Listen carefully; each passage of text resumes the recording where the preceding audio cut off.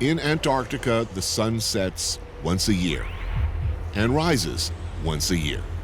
Some twilight in late March, then 5 months of darkness and extreme cold and weather conditions lasting until September.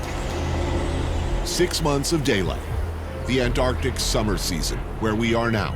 Constant sunlight, reflecting off the ice, and it can and does fry the brain.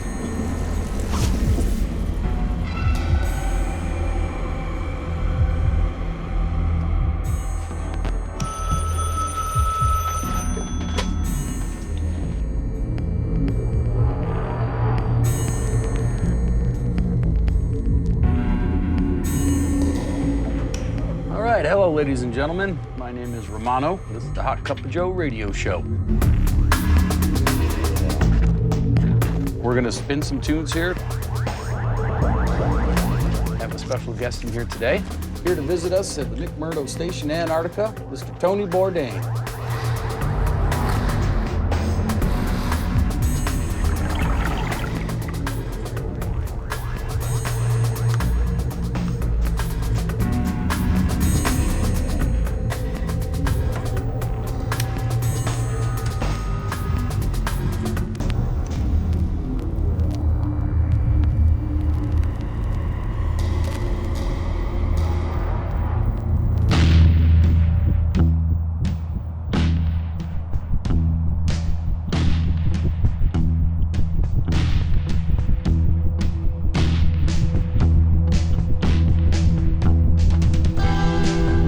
There are no roads and few suitable runways beyond McMurdo. For short hops, the main mode of transportation is helicopter. Ryan Skorecki gets a lot of flying time shuttling scientists to and from remote field camps. So that's Mount Lister. It's probably 60 or 70 miles away, and that's over 14,000 feet high. Looks close. Yeah. Look at that massive snow bridge right there, huh?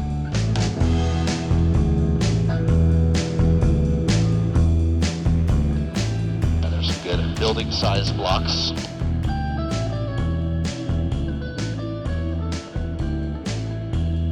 How deep are those crevasses? They'd swallow buildings. It's very impressive. So that's what you don't want to hit with your snowmobile. Right. People climb around in those things? The mountaineers don't have drills to practice extricating somebody. There is a steep learning curve to flying down here, skillfully handling gale force winds, reduced control at high altitudes, and the unpredictability of extreme turbulence around mountains and active volcanoes. Slowly but surely climbing. And it's minus 20 outside. Erebus, and that's Mount Terror. This is Mount Erebus, the southernmost active volcano on Earth.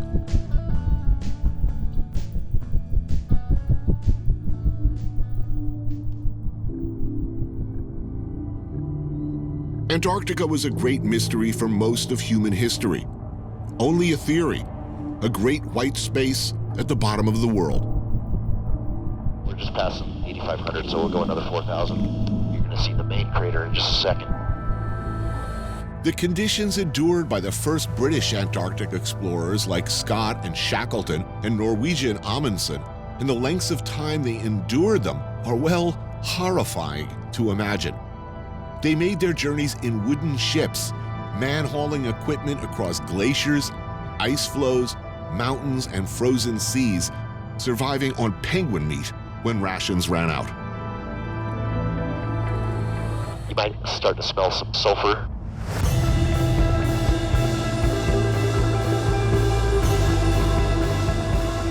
yeah, I smell that sulfur. What's our altitude now? 13.2. Cool.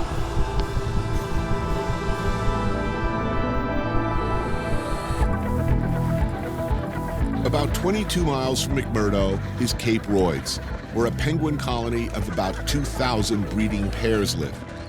Marine ecologist Dr. David Ainley has been studying this colony for 20 years. So you're tagging the young ones? Right. Do you follow them through their entire life? I mean, essentially. Yeah. This year we've got a bunch of individuals that are 20 years old. Why penguins? What brought you to penguins initially? Well, this kind of penguin just does everything with no secrets. Right. If you ask the right question and you're creative enough, then they're going to give you the answer without a lot of guessing. What really interests me is the relationship of these penguins to the ocean and how they fit into the food web. During the 90s, small colonies like Cape Royds were increasing much faster than the large colonies, where the competition for food was so intense. In the last 10 years, colonies started increasing again. We think it's because of a fishery for Antarctic toothfish. The toothfish and the penguins eat the same prey, so now there's more fish available for adults to capture and feed to their chicks. Oh, so there's less competition, therefore more of the same prey available. Yeah. I don't see a lot of them going in the water, but they're looking for some indicator that there's fish down there. They're afraid to cross the ice crack because leopard seals might be in them. They're very hesitant, so then finally they make the plunge. I mean, they're very agile. They don't look at first blush, they appear clumsy, but watching them, they've got a lot of moves. Yeah, they're very, very agile. Increasingly, people want to see penguins. They are much loved by, children everywhere. A lot of people would like to come to Antarctica as tourists and look at penguins up close in their natural environment without impacting them in a negative way. Is that a good thing? And the thing about Antarctica is that most scientists just kind of keep their nose to the grindstone. So the only advocacy for Antarctica has to come from the public. It's very valuable to have these tours because then people have an ownership. They've been there and they see it. What keeps you coming back? I mean, other than the work. I wanted to come to Antarctica because I heard it was a very severe place and, nature was the king, daunting. Having that chance to be humbled by something greater than you is, I think, an important part of being here.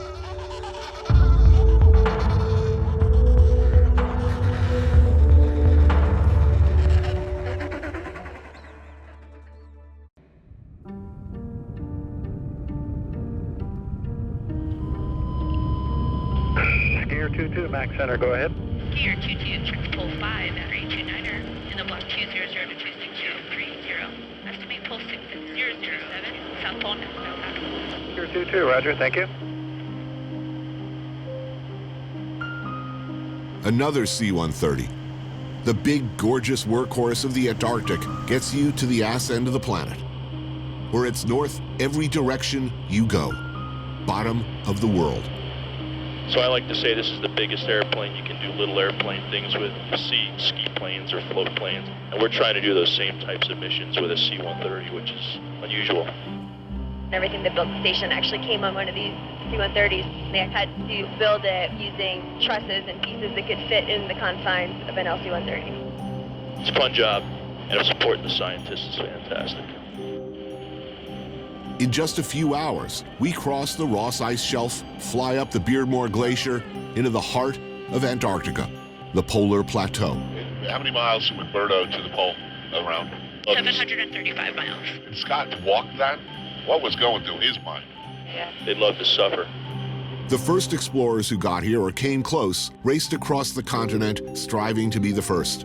Amundsen made it before anyone in 1911, beating Scott by only 34 days. Amundsen wisely used huskies to pull his sleds across the ice. Scott didn't, and his team never made it back alive. The South Pole. What you might not know or be prepared for is the South Pole is high, like 9,000 feet above sea level. And it's cold, real cold, but you knew that. You feel the altitude. Today, the base at South Pole has the feel of a space station, a warm, comfortable bubble in the middle of, well, the Great Void.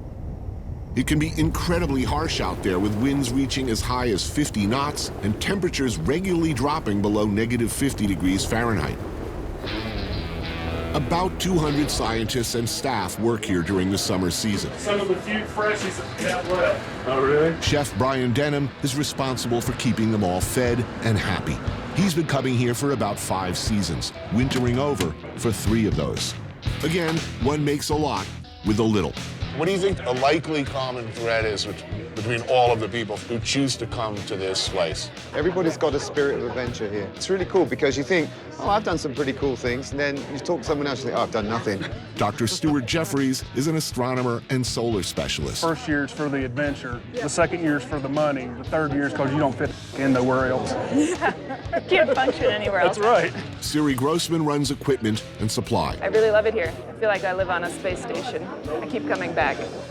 It's damn good. I like after a hard day, dragging blocks of ice is exactly what you need. People that work outside, I mean, they'll burn 5,000 to 6,000 calories a day. Generally speaking, people can work between 1 and 4 hours at a time before they need to Come in and get warmed up. Yeah.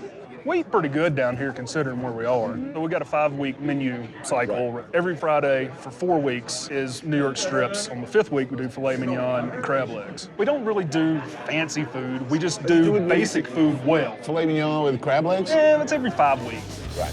How do you deal with vegetarians with no freshies? We got lots of frozen and canned stuff. It's like justice. Yeah. Who determines the playlist? It's usually whoever shift is going on at the time. I think there was a complaint one day about the music. Then they picked this really awful song the next day and they played it over and over It was and over. Afternoon Delight, and we just put it on loop. We started listening to German talk radio, too. German talk radio? Yeah. So what do you do here? We're looking at the inside of the sun, doing a seismic probing. No one's looking for frozen Nazi cyborgs? I think they get those in the top few layers. They're around here somewhere, I'm sure of it.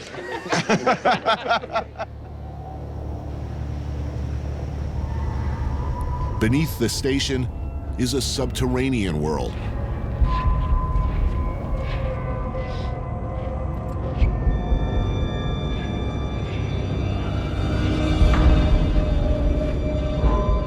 "2,000 feet of tunnels, 30 feet down.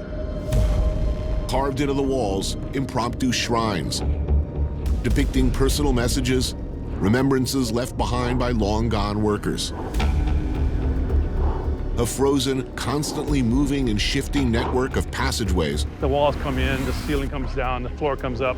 Requiring constant maintenance. What's supporting this roof? Compaction of the snow. Scott Smith runs the crews, keeping these tunnels clear and pipes flowing. We're in the process now of taking the chainsaw depth off the walls and the ceiling to make them into a more usable entry. A lot of work. Pretty amazing feat of engineering here. The lowest recorded temperature at the South Pole is 117 degrees below zero. We're roughly minus 59 right now. Minus 59? It's Fahrenheit. Wow. Well, it feels like minus 20. Ish. I can tell you it scorches the lungs and creeps through your heavy outerwear. 200 feet below the ground. We've melted a giant, enormous lake down to about 2 million gallons. It takes about 20 inches of snow to make an inch of water. Pump that fresh water supply up to the station. It gets treated at the power plant. Yeah. The rest comes back down, recirculated. It's hot, which then melts more ice. Right. This giant hole in the ground contains our sewage for future removal. Water on top, sewer on the bottom.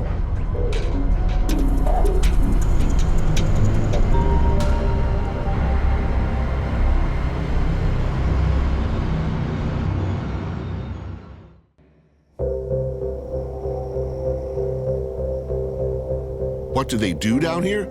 Some pretty trippy shit, as it turns out. This is the Bicep in the Dark Sector Lab, and the South Pole Telescope, 10 meters across, mapping thousands of degrees of sky.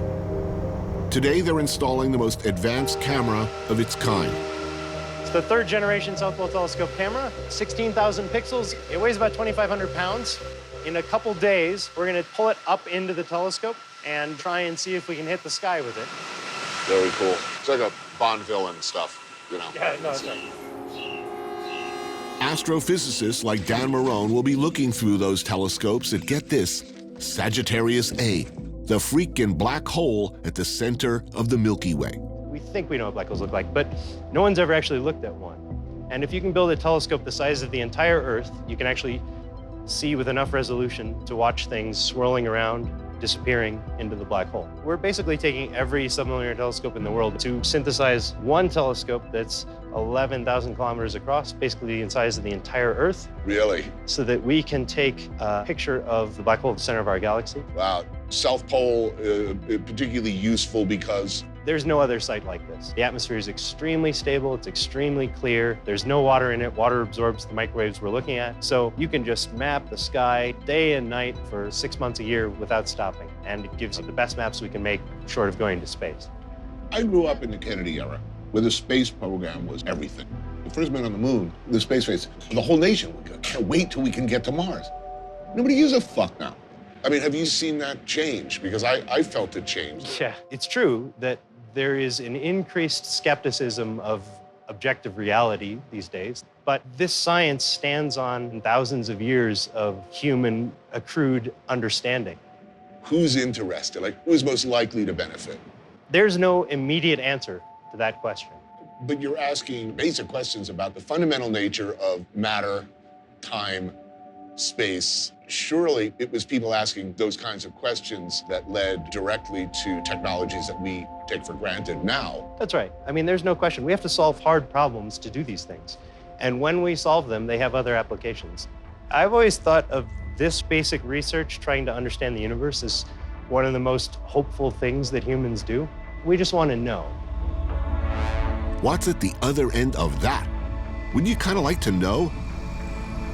At a time when science is held in open contempt, when painfully acquired data is actually being deleted from computers if it conflicts with preconceived policies, these guys are looking at some deep stuff. Where do we come from? How does it all work? How far can we go? What are we as sentient humans capable of? And what's on the other side?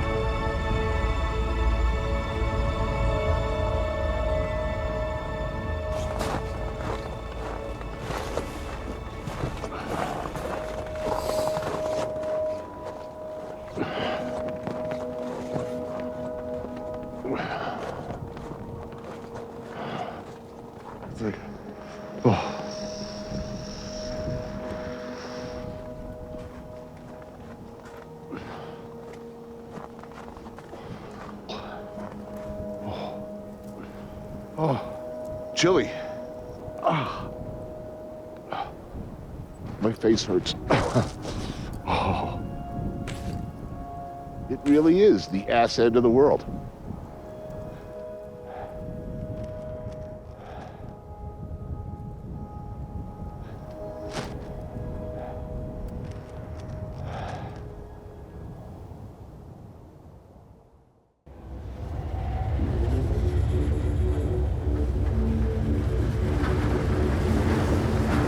As the Antarctic summer season comes to an end, the U.S. Coast Guard icebreaker Polar Star cuts through 70 miles of frozen sea to make a channel for the resupply ship Ocean Giant. She delivers vital food and equipment to McMurdo before the winter closes in. Just over 500 containers coming down, and it'll be 500 going back. Well, it's just like a giant human. Food comes in, shit goes out. Yep, pretty much, yeah. The human waste does go out. Yeah, everything, right? The retro, the waste, old equipment. Dale Rivers, Fleet Ops foreman, makes sure the supplies are moving on and off safely. The whole town mobilizes, working alongside hundreds of Navy Fleet Ops to unload and reload. Oh yeah, that'll do. Thank you. You're welcome. Awesome. Russell Freeman is the executive chef at McMurdo. It's our year supply of food. Year supply? Yep. How old is this fucking bird? Ideally, you would want it from last year. We do a lot with a little. Yeah. Soon after this vessel leaves, the population starts just going downhill. Right. Yeah, we're going to warm places, green grass, all the things you don't see down here. Children, puppies, and exactly. Salads. Yeah, and then we just scatter to the winds and regroup in August. Yeah. Oh, yeah?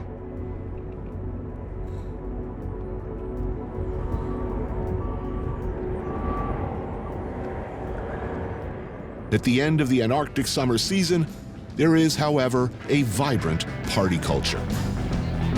And where people work hard, they deserve to party hard. Responsibly, of course. You got it! You got it!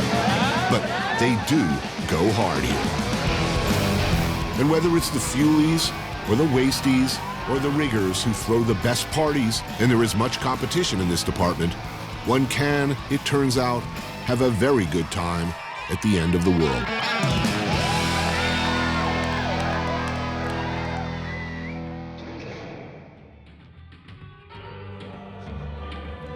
Let's get another album queued up here. I'm liking this song. All right, this is the world's worst and most technically inept DJ signing off. Thanks for listening.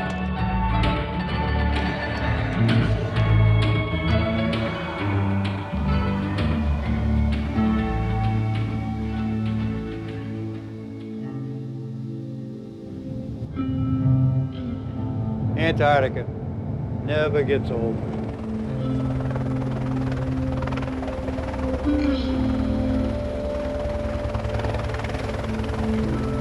There is a curiosity in everyone who comes here.